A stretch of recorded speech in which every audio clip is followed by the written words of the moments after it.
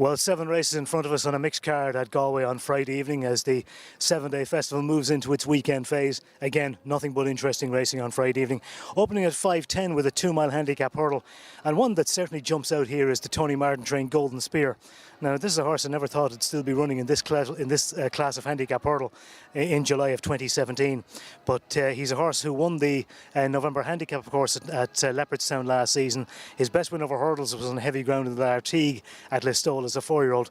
But in the last year, since he won that Leopardstown November handicap, it's actually been a catalogue of misfortune for him in handicap hurdles.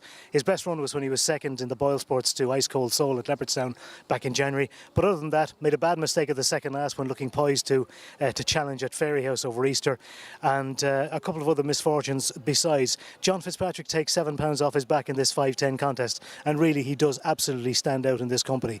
And you could almost say if he doesn't win this, he'll never win this class of handicap hurdle. Golden Spear for Tony Martin in the 5:10. Interesting 2-year-old maiden, auction maiden at 5:45. I'd fancy Crispin of Tim Doyle's if it wasn't so badly drawn in the car park. Doesn't help its chance. But the Brendan Duke train Warm the Voice when it ran a really encouraging race, went third in a good class. Curra maiden won by Delano Roosevelt, Leopardstown maiden won by Delano Roosevelt last week.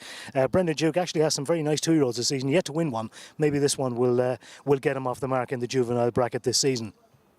The Galway Blazers is at 6:15. Riviera Sun for Barry Geraghty and Henry de Bromhead might be the one there. Wide open race, trappy as you like, and not a race to get too heavily involved in, I think. Riviera Sun might be the answer.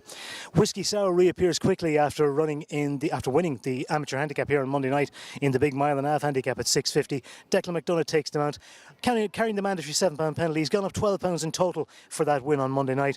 Dropping back to a 1.5 miles, I think, can only help this horse, and he's going to be very, very hard to stop from completing a big handicap double in that 6:50.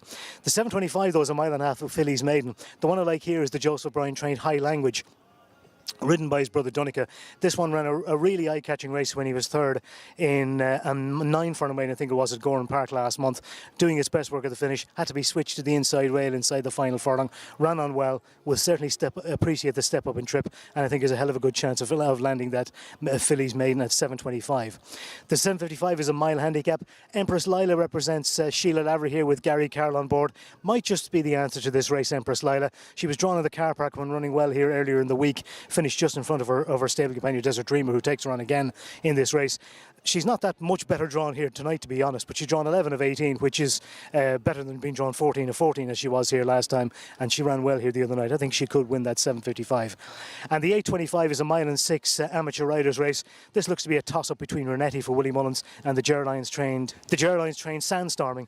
There wasn't much between them when they met in a 1.5 mile listed race at Roscommon there a couple of weeks ago, where Renetti was doing its best to work at the finish over a 1.5 miles. Has a couple of lengths to make up on Sandstorming. Sandstorming is the more straightforward of the two. Renetti's liable to do anything at the start, as we know. If he's in form, he might sluice up, but I think Sandstorming might just be the more solid of the two. That's the verdict for Galway on Friday night.